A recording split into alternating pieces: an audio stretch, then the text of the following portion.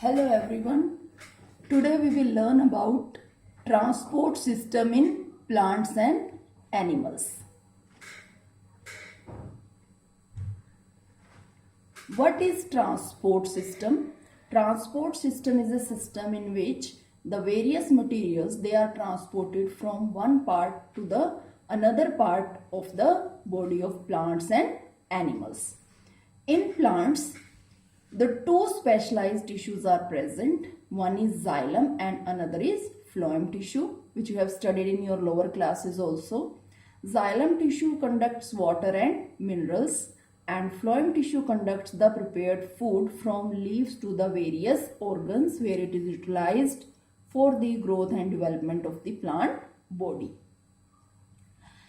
Xylem conduct water and minerals from roots to the upper aerial parts of the plant, and this movement is called ascent of sap. Now, which forces help in the ascent of sap? There are two forces. One is transpirational pull and another is the cohesion and adhesion forces inside the xylem vessel. So, you will study about the transpiration pull in this slide.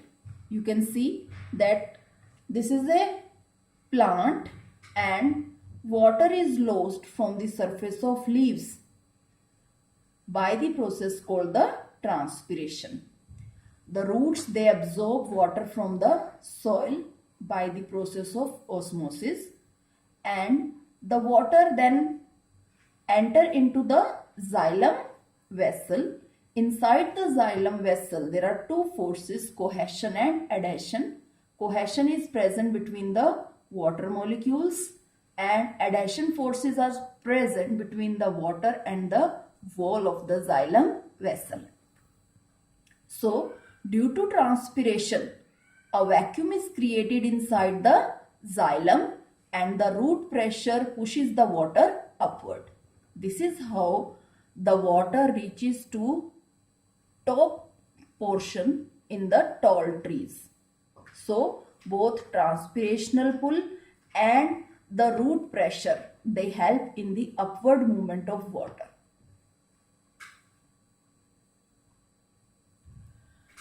Second tissue which conduct food, that is called phloem. The movement of prepared food from leaves to the various organs of the plant is called translocation. The food which is prepared, that is transported in the form of sucrose, and this phloem tissue conduct the sucrose into various organs where it is utilized for the growth and development of the plant. In xylem, the movement of water is unidirectional, that is from roots to the aerial parts only, but in phloem it is multidirectional, means food which is prepared in the leaves can be transported in any organ of the plant where it is utilized for the growth and development. Now in this slide you can see both xylem and phloem tissue. The cross section, longitudinal section of both xylem and phloem tissue, it is showing the transpiration of water and it is showing the translocation of sucrose.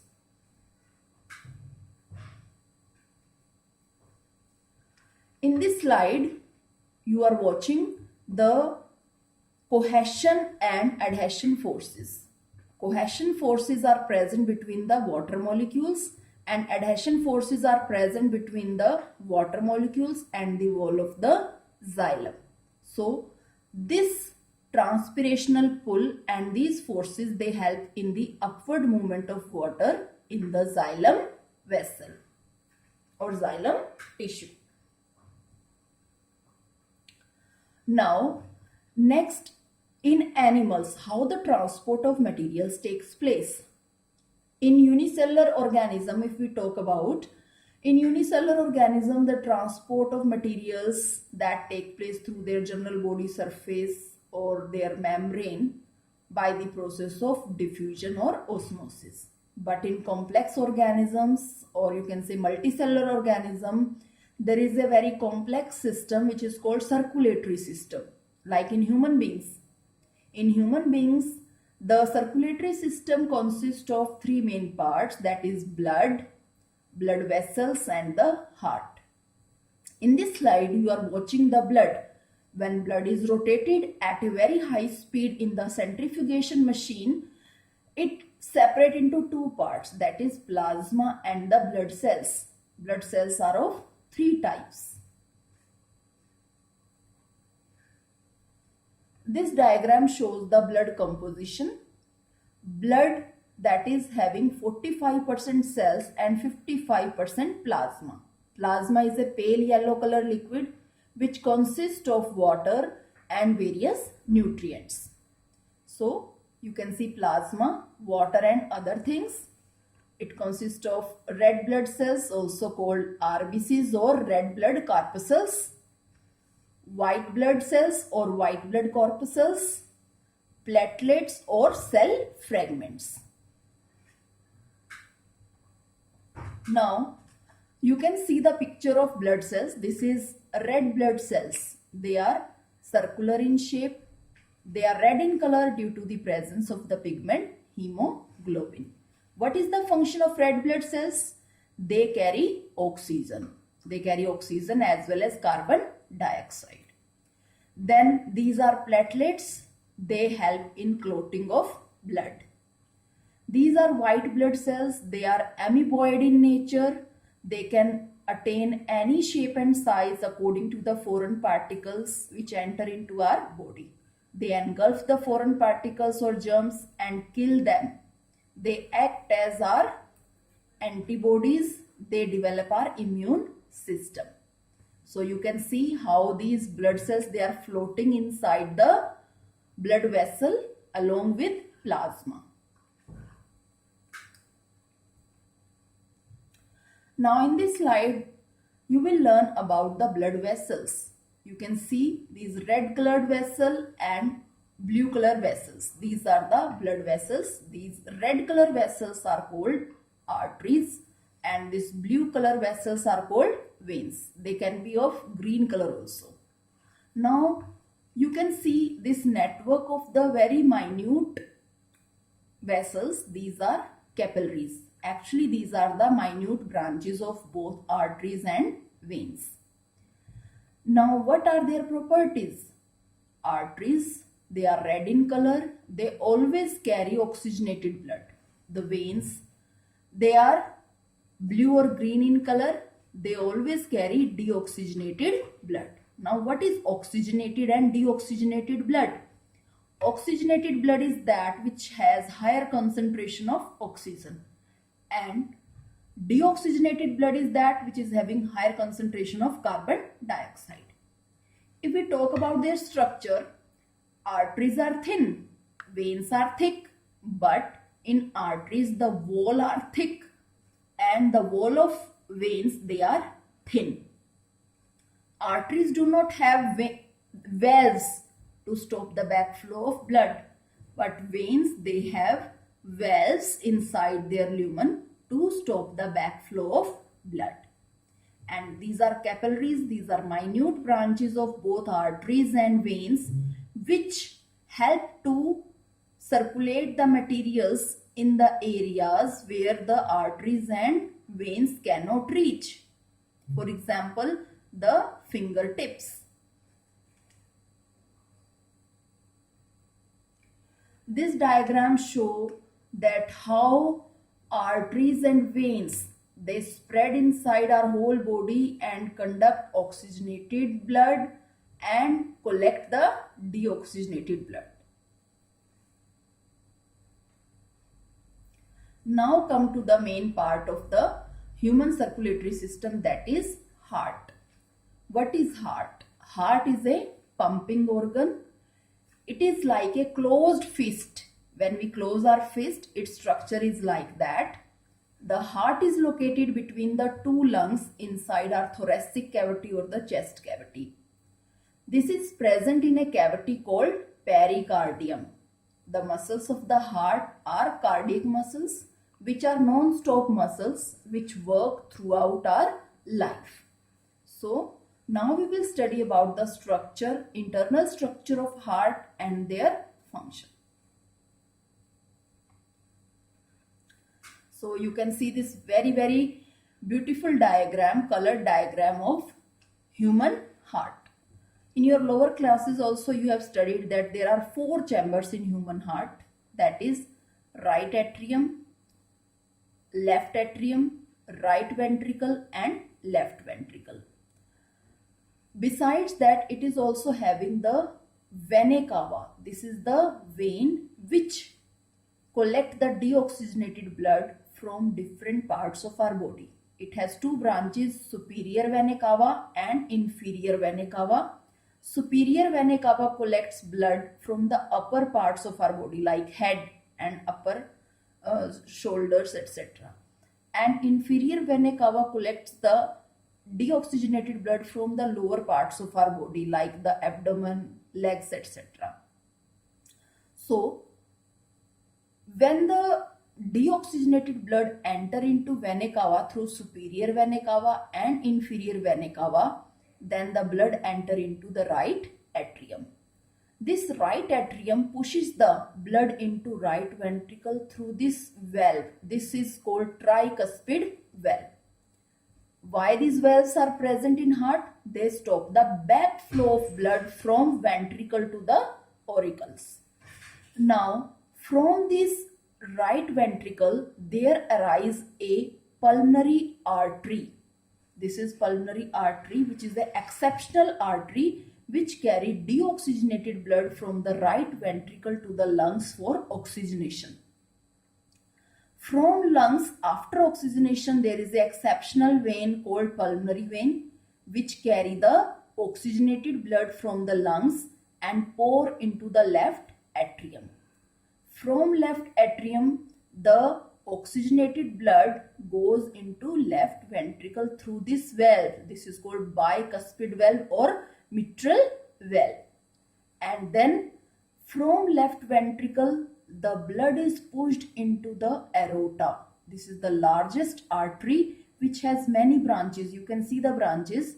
Through these branches, the oxygenated blood, which is having higher concentration of oxygen, is pushed into different body parts with very high jerk or pressure. This is called the circulation of blood in human heart. You should know that right side of the heart always carry the deoxygenated blood and left side of the heart always carry the oxygenated blood, and both right side and left side, they are separated by a muscular septum. So this is the structure and function of the human heart.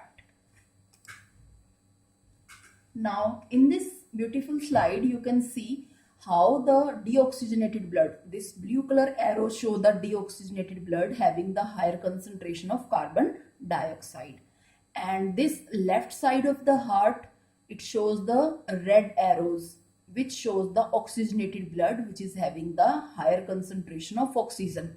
So see how both the sides, they are pumping deoxygenated as well as oxygenated blood. That is why human heart is a double circulatory system which circulate deoxygenated as well as oxygenated blood side by side. This is the flow diagram showing the double circulation. So we can start. In human being there are 2 kinds of circulation. One is systemic circulation and another is pulmonary circulation. If we talk about pulmonary circulation, the deoxygenated blood, you know, from the right ventricle, it goes into lungs for oxygenation, and oxygenated blood goes into left atrium, and from left atrium again the oxygenated blood goes into left ventricle, and from left ventricle the oxygenated blood is pushed into the various body parts except the lungs, and then the deoxygenated blood which is collected by the veins, that is poured into the right atrium, and from right atrium this deoxygenated blood again goes to right ventricle. This cycle continues. The blood which goes into the lungs for oxygenation, that is called pulmonary circulation, and when the oxygenated blood is circulated into the different body parts, this is called systemic circulation. Humans have a double blood circulation. For depicting the double circulation, this is a beautiful diagram showing the systemic circuit and the pulmonary circuit. So you can see this blue color blood always show the deoxygenated blood, and red color blood shows the oxygenated blood. So from this right side, the blood goes to the lungs for oxygenation, and after oxygenation, this pure or the oxygenated blood, it is circulated into the different body parts. This is called systemic circulation. So you can see the double circulation in human heart. Besides blood, we also have a liquid which transport the material inside our body, that is called the lymph. Now what is lymph? It is the filtered blood.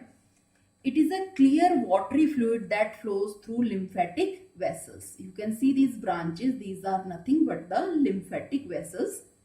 It is a link between blood and the tissue fluid. So what is the function of this lymph? This lymph is nothing but the tissue fluid which leaks from the arteries, and this lymph is white in color or pale yellow in color. It consists of lymphocytes, but it devoids the red blood cells. It detoxifies various chemicals. It helps in cleaning the various chemicals. It carries the important nutrients, and after that this lymph again mixes with the blood, and again it is circulated to the heart. Now next slide is the blood pressure. What is blood pressure? Blood pressure is the pressure with which the blood flows inside our arteries or veins. This is measured with the help of an instrument called the sphygmomanometer. So blood pressure is the pressure exerted by the blood discharged due to contraction of left ventricle on the walls of blood vessels. Blood pressure is maximum in main arteries during ventricular systole. It gradually drops in the arteries or arterioles and capillaries and become very low in veins. Blood pressure is measured as systolic pressure and diastolic pressure. Now what is systolic pressure? Systolic pressure exerted during ventricular contraction, ventricular systole. It is about 120 mm of mercury in a normal person. What does it mean? It means when the ventricles they contract, that is called ventricular systole. यानी कि ventricular contraction is called ventricular systole. Then is the diastolic pressure. Diastolic pressure exerted during relaxation of ventricles, means when the ventricles they relax, that is called the ventricular diastole. It is about 80 mm of mercury in a normal person. So I have told you that blood pressure is measured with sphygmomanometer. It has a inflatable bag-like cuff and compressible bulb, a screw for releasing pressure, a mercury manometer and two rubber tubes connecting the bulb and the manometer with the cuff. Cuff is wrapped around the upper arm and is rapidly inflated with the hand pump. The sound of the blood flow can be heard through the stethoscope. The sound of blood rushing through the arteries at peak pressure represents systolic blood pressure. So, what is hypertension? Blood pressure above 120 to 130 mm of mercury is called high blood pressure or hypertension. It is caused mainly due to the narrowing of arterial lumen by thickening in the wall of arteries. Very high blood pressure can lead to rupture of capillaries or even arteries, causing internal bleeding. So, this was about the blood pressure. Now, let us revise what we have studied in this video. Number 1 is transport in plants through xylem and phloem tissue. We have studied about the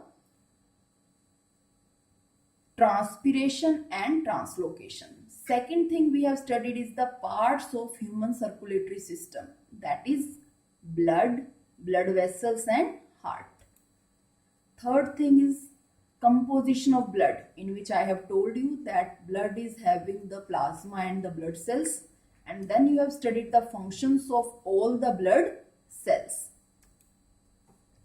Next slide is structure and function of different blood vessels. In that you have studied about the arteries and veins and capillaries and their functions.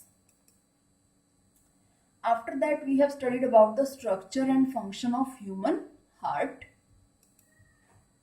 Then we have also studied about double circulatory system in humans. Then we have studied about the lymph, the tissue fluid. We have studied how the blood pressure is measured with the help of machine called sphygmomanometer. Thank you very much.